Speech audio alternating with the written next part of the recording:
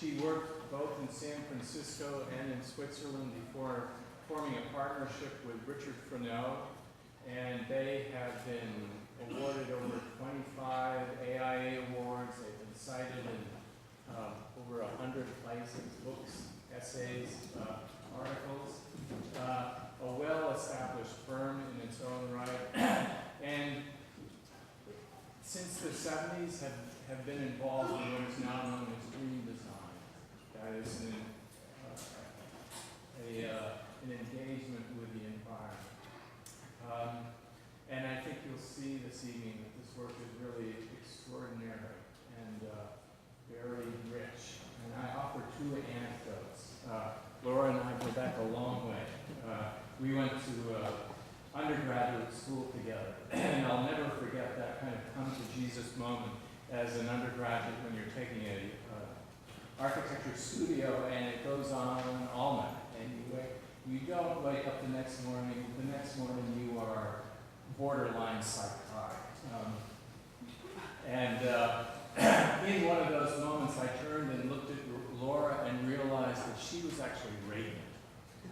That having spent the night with her project, she was just totally invigorated by it.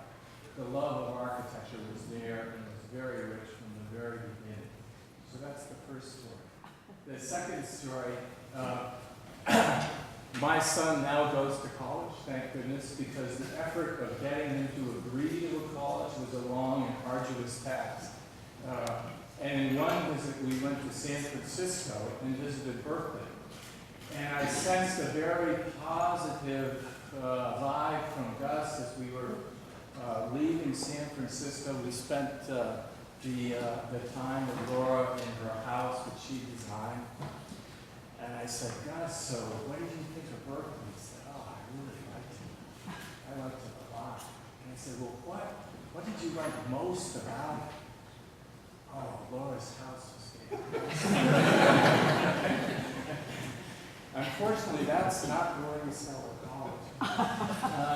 But it is the way I think you can gauge an architecture. So please welcome Laura Hartman.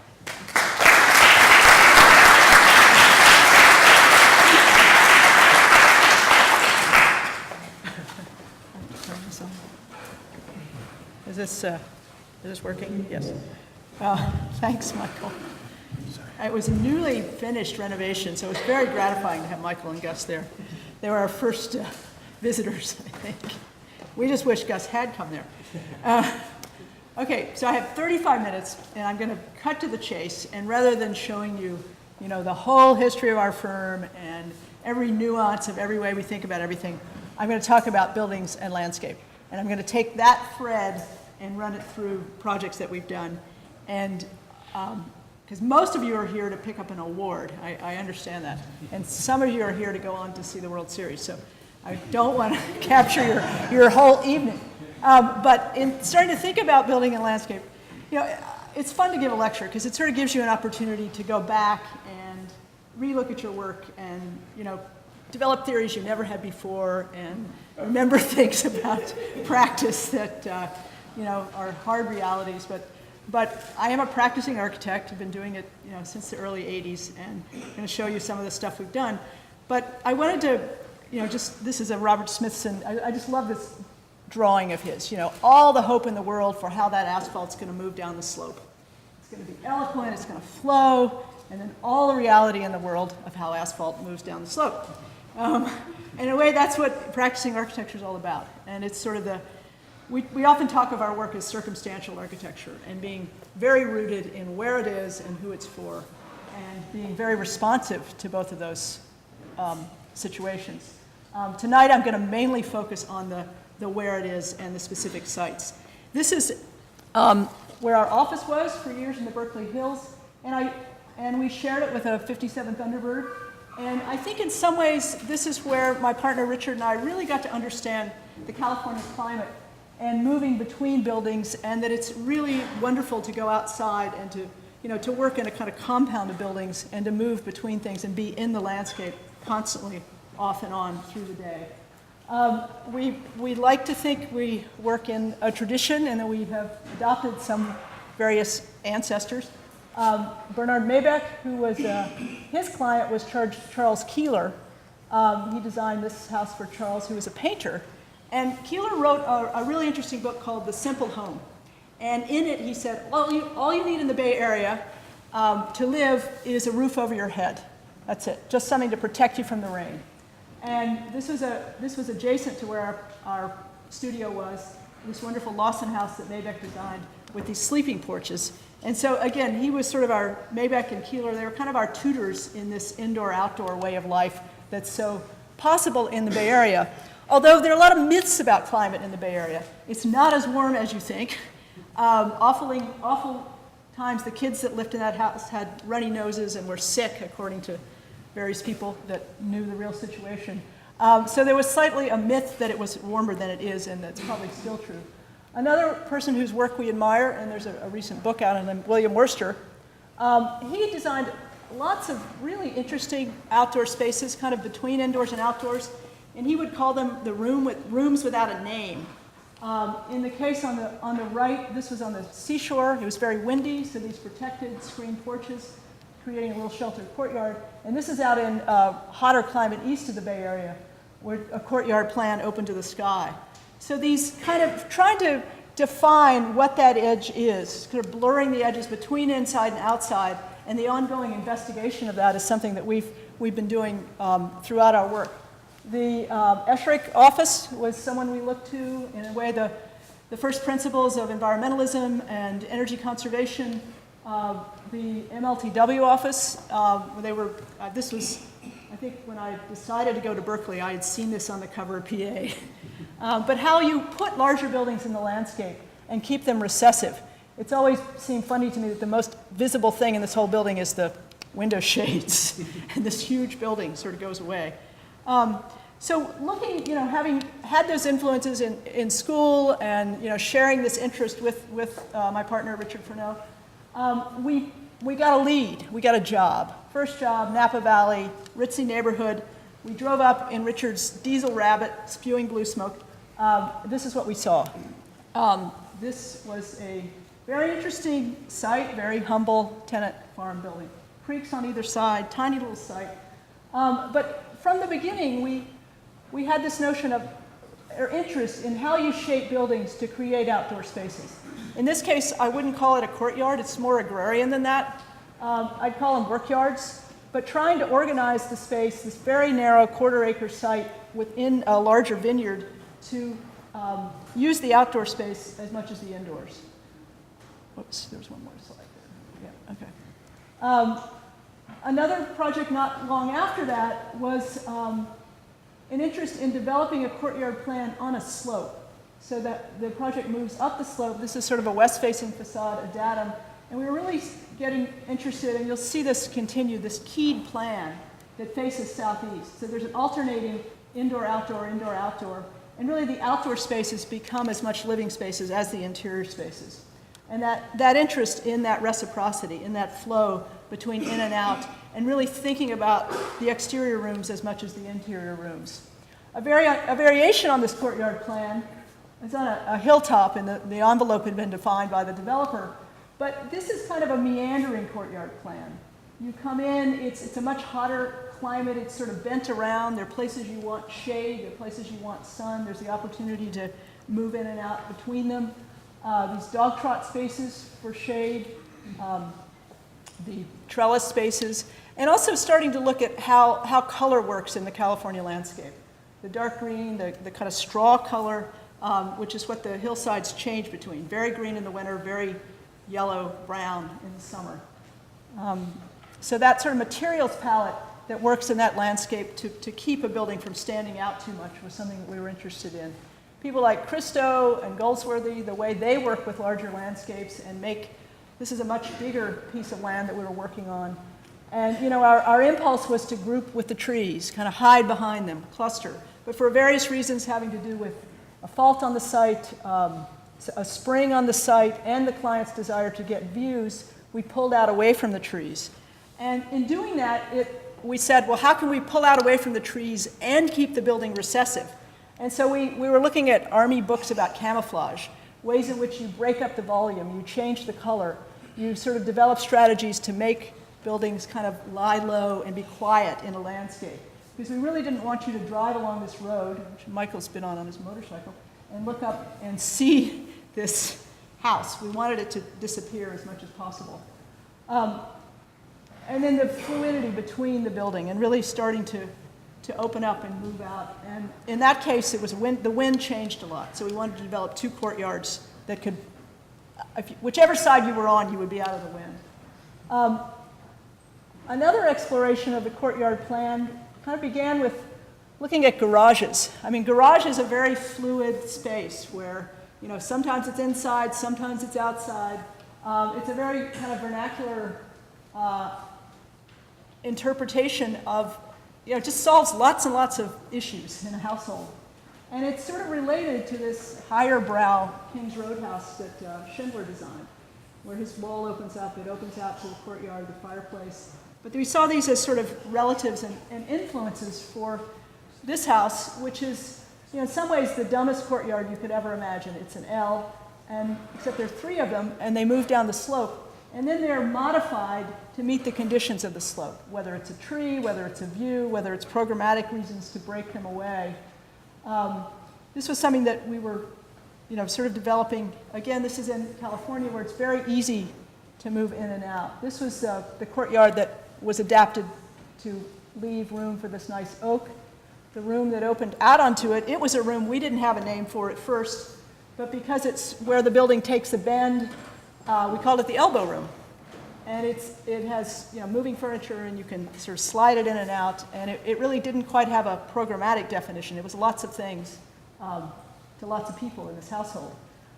The first courtyard, the uphill courtyard, we called this the living porch. Movable furniture, big garage doors that move out to a terrace. A recent project, which we've just finished last spring, is it's down near Santa Barbara. It's in the Santa Ynez Valley. Again, much warmer than the Bay Area. A client who's a painter and artist, really interested in the landscape and the color. And from the beginning, she said, I want lupin. I want the color of lupin, which is this purple in my house. So working with materials from the site, the colors from the site.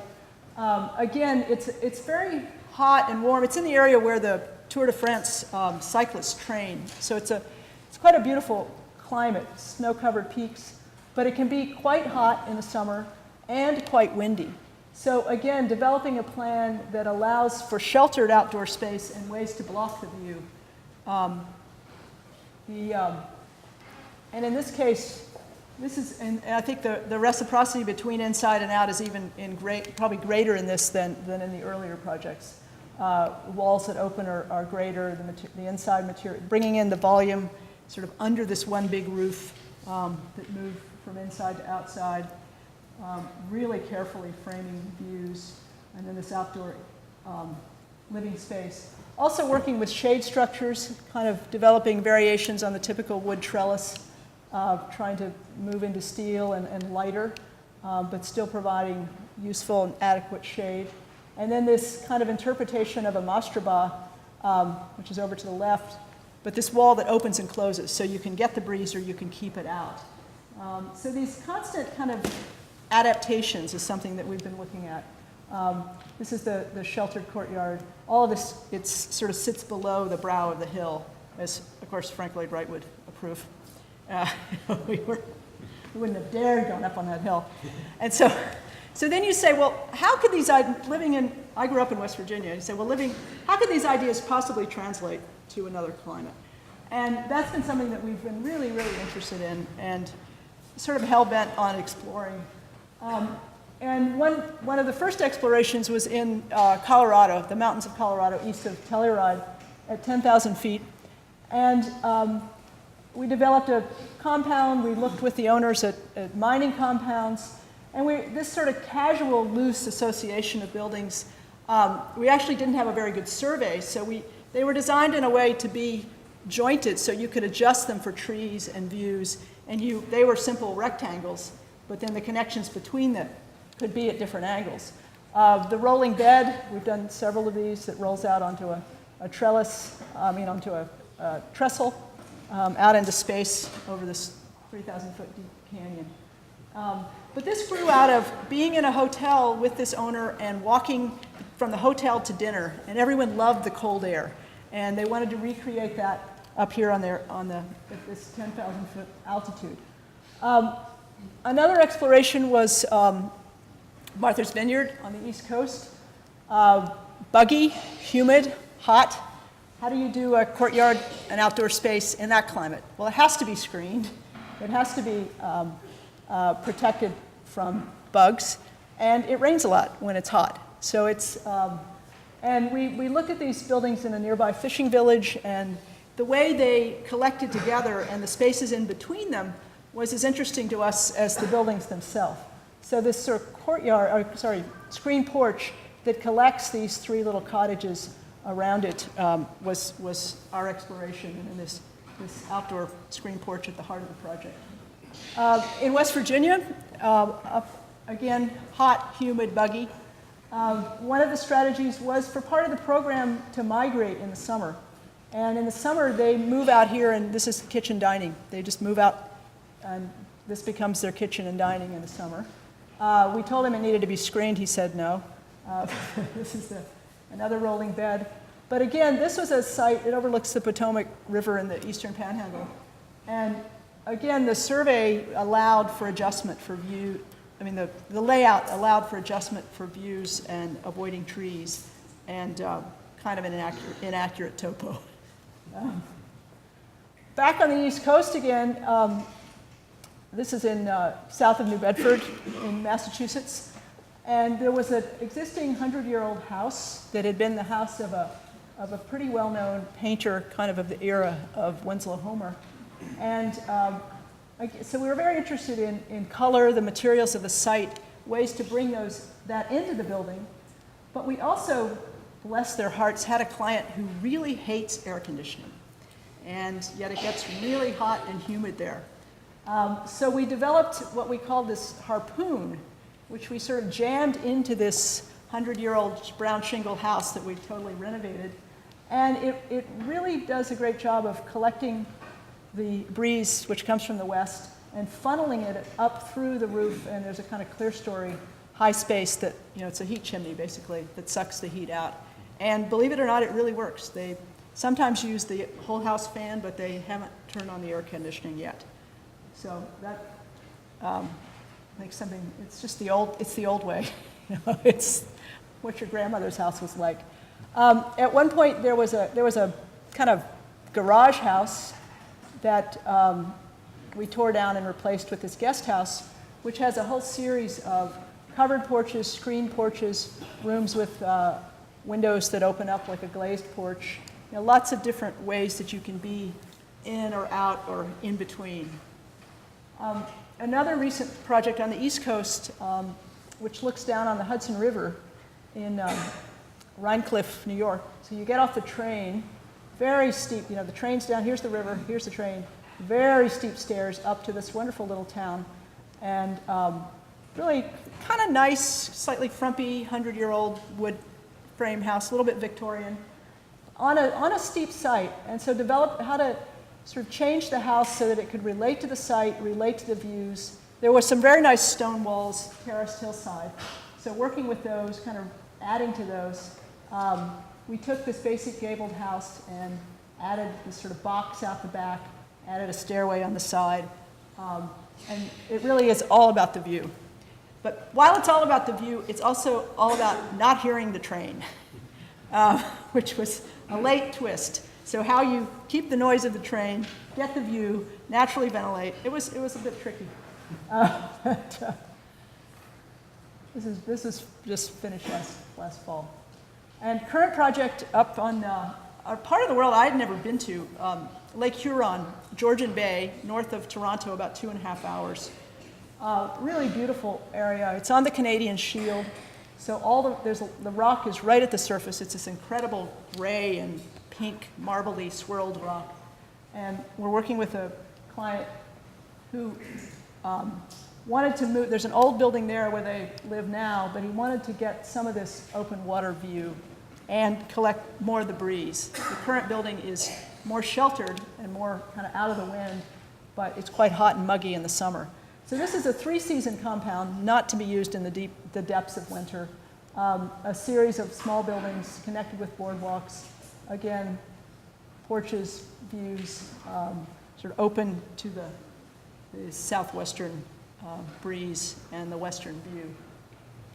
Just starting construction. A month ago, they're trying to get the work shed done by, well, they're going to stop after Thanksgiving because everything freezes and you can't work there.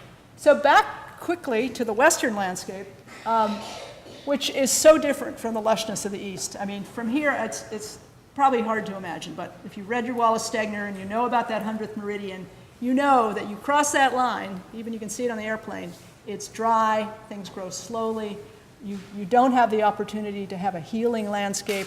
Everything you plant, depends on soil conditions, sun, the amount of water. And on this ranch, old homestead that was on a draw that goes down to the Yellowstone River, there were several existing buildings. But one of the main things we looked at was developing this riparian corridor and planting new trees, new willows, new aspens, things that would do well in that soil, the kind of alluvial soil condition and the shelter and the bit of water. And the buildings, I didn't include the befores, but they were in pretty bad shape. We wrapped this one with a porch. We totally resuscitated this old gambrel roof barn. Dammed part of the creek to make a lake, and then had the barn, very open. All these doors can open up wide, and sort of that becomes a kind of playhouse, gym, theater for people who stay in the homestead. Another project, a ranch in Montana that we've been working on for about 10, 12 years, began with a search for the perfect site, off the road, sort of bucolically remote. And we could never find the perfect site. We kept looking and looking. And in the meantime, we were running up bed and breakfast bills, and we started saying, well, why don't we fix up the buildings that are there? And so, kind of treating these like Rauschenberg would treat a goat, a found object. We worked with these incredibly interesting, probably 100-year-old, everything's 100 years old, I keep saying that, buildings. In this case, some of them had to be lifted off their foundations and put on new foundations. So we actually had the opportunity to move them around a little bit and restructure the compound. You see these enormous barns on wheels moving down the road there. It's just kind of remarkable how this one group called Tammy Eddy comes to town and people move their buildings around. So these two were existing, a granary, which was here, we moved there. This pretty much, we moved off, we moved back on. And then a new car barn. And again, looking at the lichen and the grass and the colors of the site, and really drawing on those to develop the color palette for the buildings.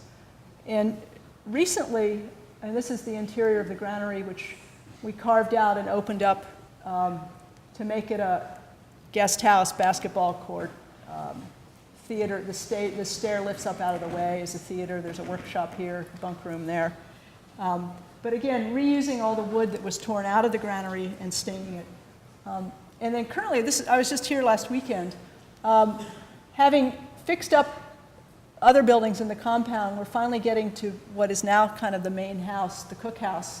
And this was a barn that Richard saw. He calls it the spider barn, which kind of inspired the roof, this big floppy roof for this house that is currently in construction. So now I'm going to go upscale a little bit, and kind of up the level of complexity, the number of players, the more complicated client. This is a co-housing project, which we designed quite a while ago. And I won't go into the kind of social dynamic of it, but we did start by showing them three kind of landscape models: a farm compound, a lodge, and a camp.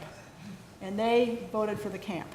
And the other interesting kind of landscape-related things, this is in a 100-year floodplain. So everything had to be lifted, legislated, it had to be a certain height off the ground. And they were an aging group approaching retirement. So we have ways we can add ramps and elevators over time. But one of the parts of this that I think is most relevant for this talk is part of having the outdoor space, the porches, the covered walkways, the covered stairs, was it was a cost strategy. The space is very useful for them. They can eat there, they can live there, they can sleep there, they can close in dog trots over time. But it's less expensive than interior space. So it had a kind of community aspect, but it also had a cost aspect that was quite useful. Going up into yet more level of complexity, this is a community college near San Jose that we worked on. And this was done in the 70s by Skidmore. And I think it was the era when they were doing a lot of work in Saudi Arabia. But these very bland, generic buildings. But the thing this campus had going for it, it had really nice landscape, and they really had nice trees, and they took care of the landscape quite well. And they were about to go through a growth spurt. And so we developed a set of campus guidelines, protecting the campus green, and we had a rule that every new building had to contribute a new outdoor room to the campus. And then we designed the first building, which was a student union. And so the mission of this building was to contribute at least one outdoor room, which was this courtyard space. We also looked at this kind of big roof, sort of extending the influence of the building beyond its walls. And we started to talk about the idea of penumbra. Penumbra is that area of shade underneath an umbrella or underneath a baseball cap or underneath an overhang. And sort of what can happen in that penumbra was something that we started investigating in this. And these sort of bigger, floppier roofs that can reach out and kind of create and influence the climate and the social space immediately around the building. This is a more recent project for a school in East Palo Alto. Again, very bland background buildings. And this is the Performing Arts Building, which is kind of in the heart of the campus and kind of the only building that's allowed to be animated. And it's a very simple box with the performing art space, the theater in the middle.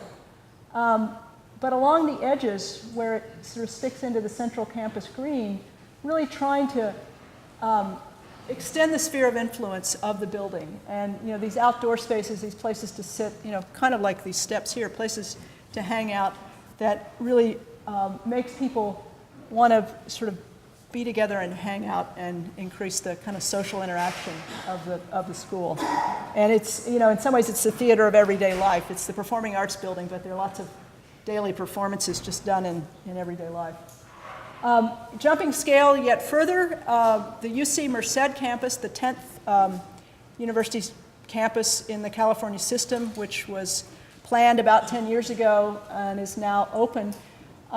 It was on this beautiful ranch land. If you look way up there, you'd see Yosemite.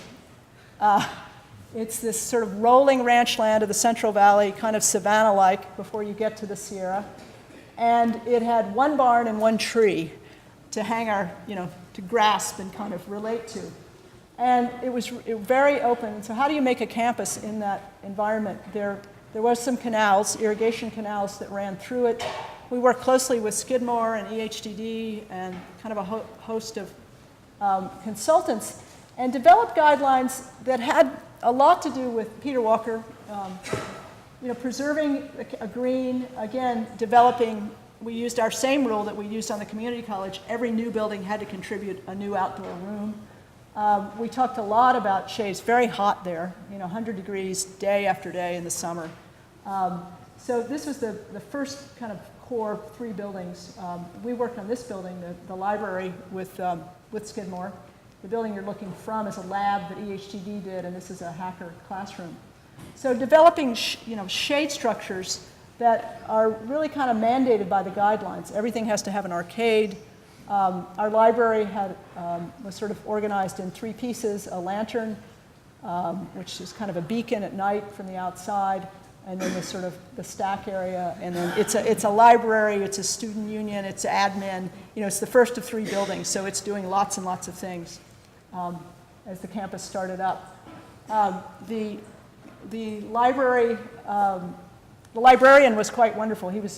People can take coffee everywhere. These doors are great big doors that open up in the summer, so this becomes a great big porch on the front of the building. The reading room, we looked a lot at the barns in the Central Valley and those sort of slits and the way light comes through a barn was something we were interested in. In downtown Berkeley, a building we designed for our engineer about, 12 years ago. Urban, how you develop the urban edge, how you work with the landscape entries.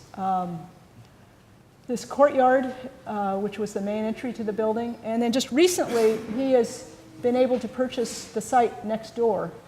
And he's doing, believe it or not, in this recession, he's doing quite well. And he needs more space. And so we're working with him now on a kind of sibling building next door. And we've been able to work out with the city that this building won't need parking, and we can use the courtyard. The courtyard will be the main entry to both. So there'll be the central courtyard, which will be kind of outdoor meeting space, conference space for them between the two workspaces. I'm going to go fast. The competition for the Napa Valley Museum, taking that keyed plan, which we had developed in that early house. And not long after that, this museum competition came along. We kind of had the basic, weaving of building landscape in and out. In this case, the building moves out and grabs the landscape. The landscape can move in and grab some of the building. Again, working in this case, they didn't have a collection, and the landscape itself was really the exhibit. So really trying to develop these series of terraces that tell the history of the valley, the agrarian history of the Napa Valley was part of our concept. Current project in Golden Gate Park, a building that kind of wants to disappear. It's a working nursery for Striving Arboretum with a greenhouse, head house, outdoor education facility, and again, these parts of the shade house slide into the big volume of the head house, parts of the greenhouse slide in, this big green roof that comes down and creates a kind of penumbra and shade outdoor area for the outdoor. Their children's garden is nearby, so it's sort of a staging ground. Final project, hope I'm doing okay, I'm trying to keep moving. Final project is a competition that we entered 2 summers ago and have been recently working on again. There's a museum near the San Francisco airport was called the Coyote Point Museum, and this was it. And it's the largest found object to date that we've had the chance to work on. It was built with diagonal cedar siding. It's a 70s project, and they were very frustrated with the building. Very hermetic, very inward looking, but on this really beautiful site with all sorts of interesting things. The Bay Trail goes along. There are wonderful things. It's a science museum for kids from 4 to 12. So there are all these wonderful possibilities of getting kids out into the site and experiencing the landscape.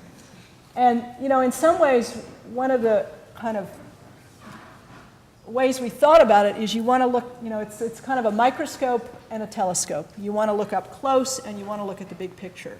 And in some ways you want kids to start to understand the physical realities of their own immediate world, and you want them to have a sense of the issues of the world and the properties of the universe. So that kind of close and distant connection with the landscape was something that we were trying to bring to this project. And talking about naming again, we realized that this wasn't really a museum. It wasn't named right. And we felt that the way they grew out of the exploratorium, and they really had that very haptic experiential interest. And we proposed that they rename it Field Station. That you go out into the landscape, you come back, you bring your data, you look at it. It's not really an exhibition building, it's a kind of working laboratory. And so these are some of the competition drawings, trying to take this existing section, it was stepped, and trying to make it more flexible, more connected to the landscape. We went up, we went out. We had all these ways in which you could develop this kind of natural playground, ramps, ways kids and parents could all be in this outdoor space and be able to sort of see each other and take care of little kids as they're out there, but a parent could sit, and have a nice cup of coffee and relax a little bit. Then, 2 years later, they came back. They were ready to start their capital campaign. And they realized that they couldn't raise as much money as this project had cost. So in the last 3 months, we've been working with them to take about 25% out. But, you know, as always the optimist, it's better. So we took off the big wing, and we're now down to this nubbin that is sort of it's a tree house, it's a bird watching, it's for looking at the stars for urban astrology. We've hung onto our ramps. We've moved the office, we've sort of decreased the exhibit space inside, but we're still, you know, really working with this very active sort of reaching nubbin on the northwest corner, and also trying to hold on to the kind of integrity of the building. So with that, I'm going to stop, and we're going to talk about your work.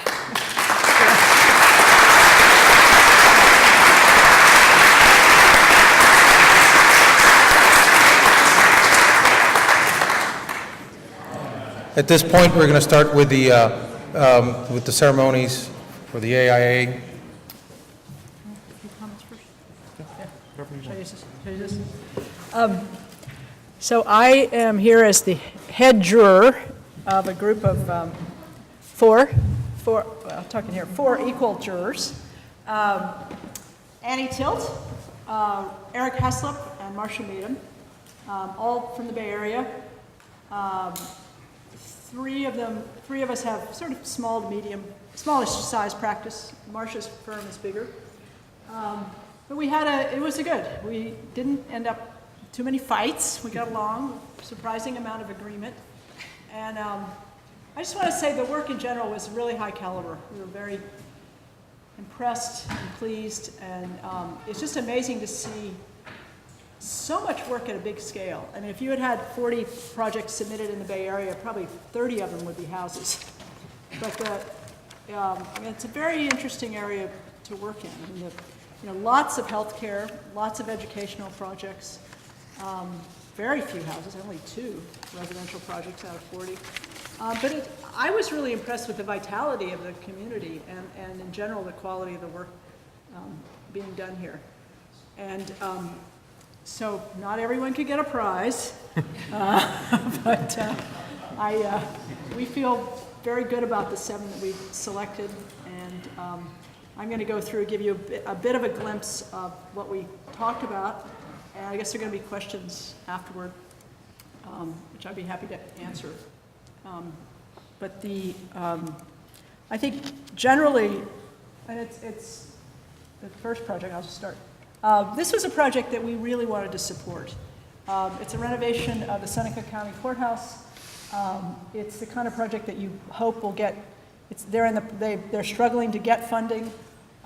In one way, it's very quiet and straightforward and modest, but we felt that, you know, adding back the tower, the kind of basic planning, restoring the volume of the courtrooms, that there were just some very basic, straightforward strategies that had worked well, and that it was deserving of our support.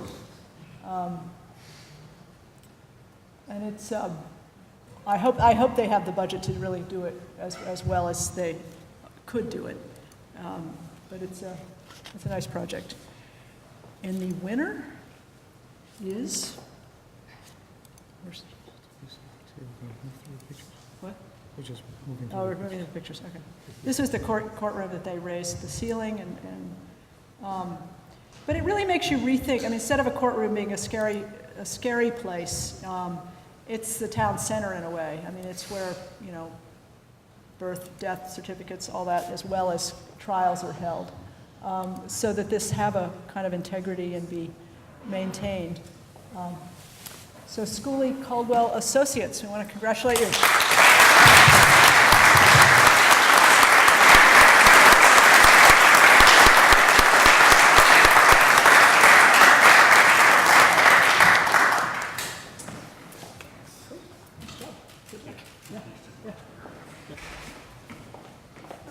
Okay. Go again. Okay.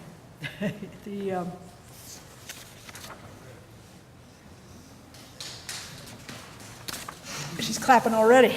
The next project at Hocking College I think people doing sustainable projects had a very sympathetic jury, because all 4 of the jurors are very much engaged in sustainable work. And we really know how hard it is to do a platinum project on this budget, and we're very impressed with the real rigor and prioritizing that would be needed to get platinum with the budget this project has, if they told the truth.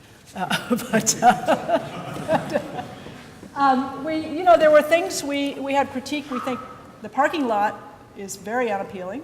It's just too much asphalt. But I think in general we felt this was a really excellent project, and I think it is a sort of model that many other building types. I mean, this is a project. I mean, this is for an institute where teaching about sustainability is their mission.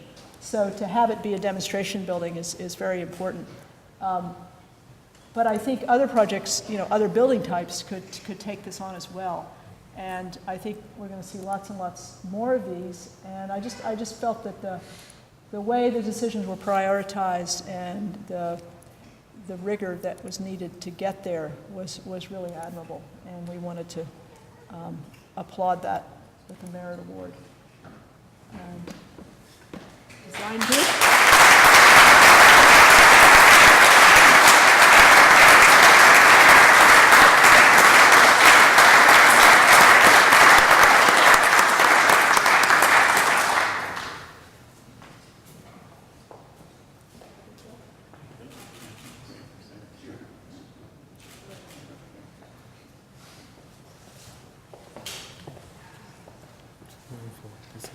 Okay, the next one.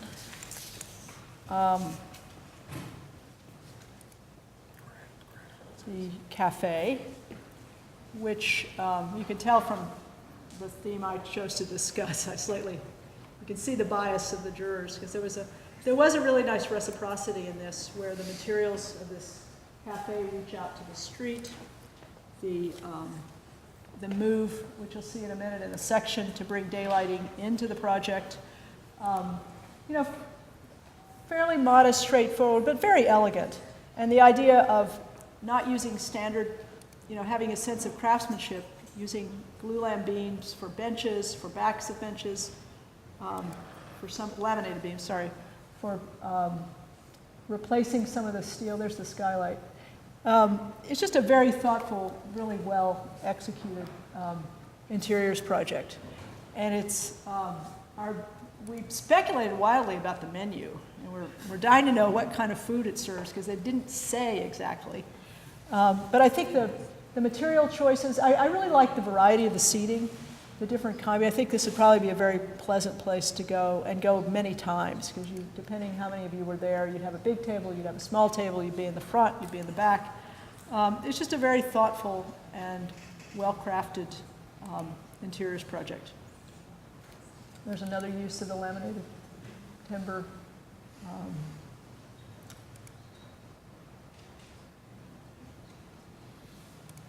Very nice colors. It's very thoughtful.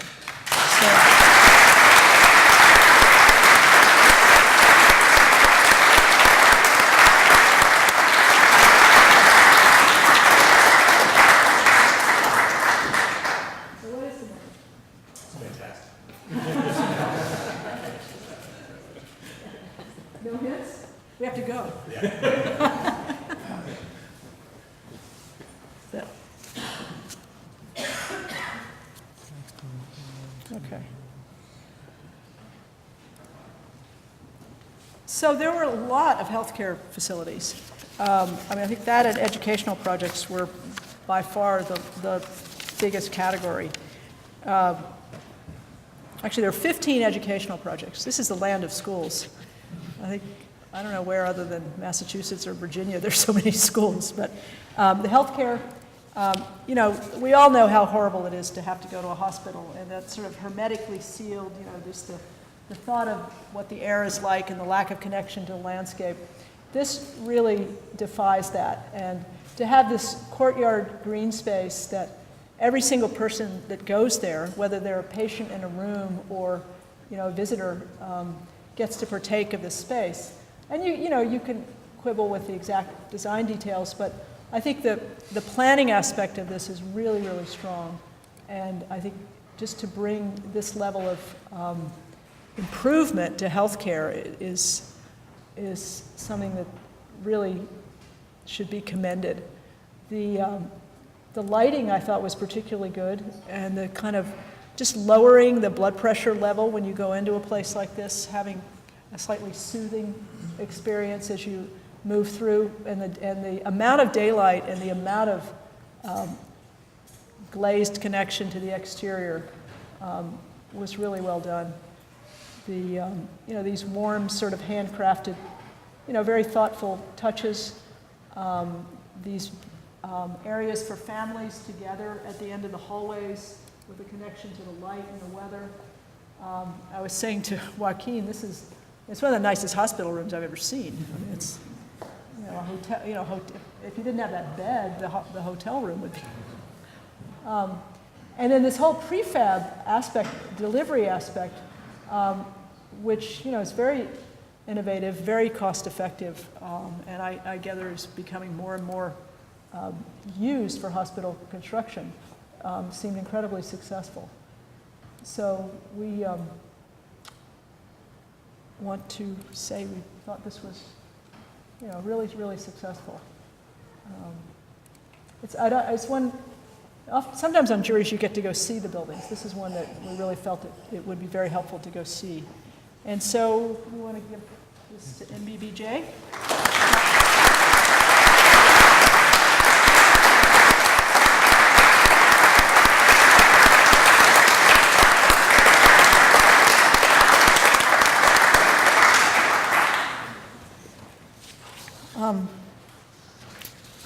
So the next project we were all very fond of. A library is a real heartthrob program for an architect. I mean, we've done one, and two of the other firms have done libraries that were part of the jurors. And I particularly wanted this scale. I mean, it's a program and a building type and a size to really fall in love with. And so it's something we're all very connected to. We also thought the site plan was quite good. I mean, I think in terms of a lot of projects had problems with parking and how to deal with that, how to make, not just a big sea of asphalt. This one did it pretty successfully. The daylighting strategies, the sort of one big roof tilted up to the north. These smaller, it's a big building, but these smaller, more intimate spaces that break out on the interior. I think it has that kind of beacon, community center, gathering place quality. I mean, libraries really are kind of our community centers. They're doing a lot of renovations of libraries in Berkeley. And, this, this wasn't a lead project, but it had some very thoughtful, water collection, energy issues, kind of basic first principles in terms of daylighting and energy conservation. This is the central space. The warmth of the wood appealed to all of us. And this mixture of big volumes and then smaller spaces within that seemed it's really a place you wanted to go and spend time. It's kind of dark, it's hard to see. The stone wasn't our fave, but that's a local material. And all in all, we thought this was a really warm and inviting and kind of a great contribution to the community. And we felt it deserved an honor award.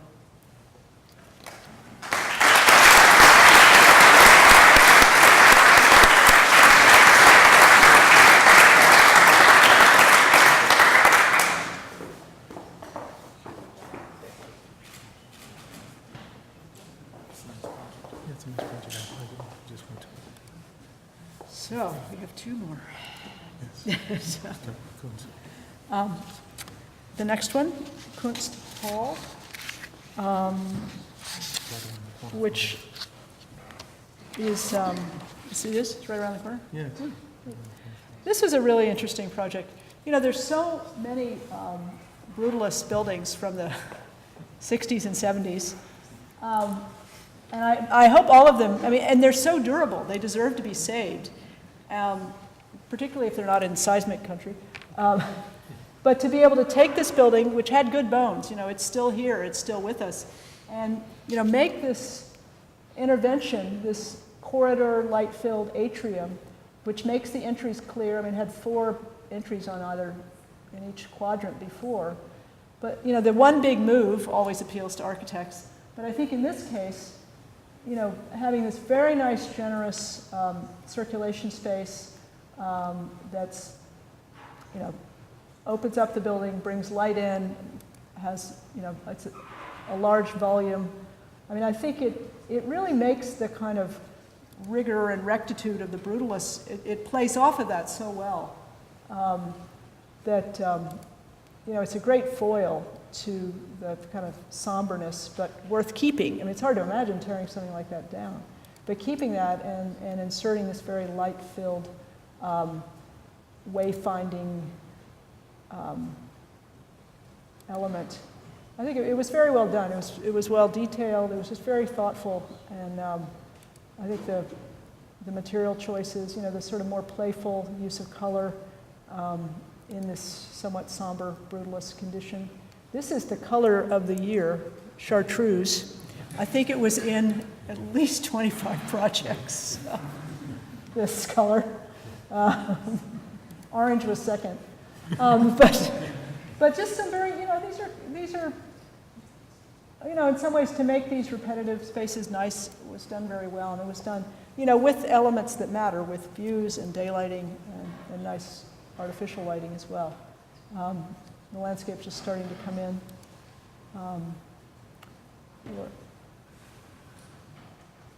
This was really successful. So Jonathan Barnes.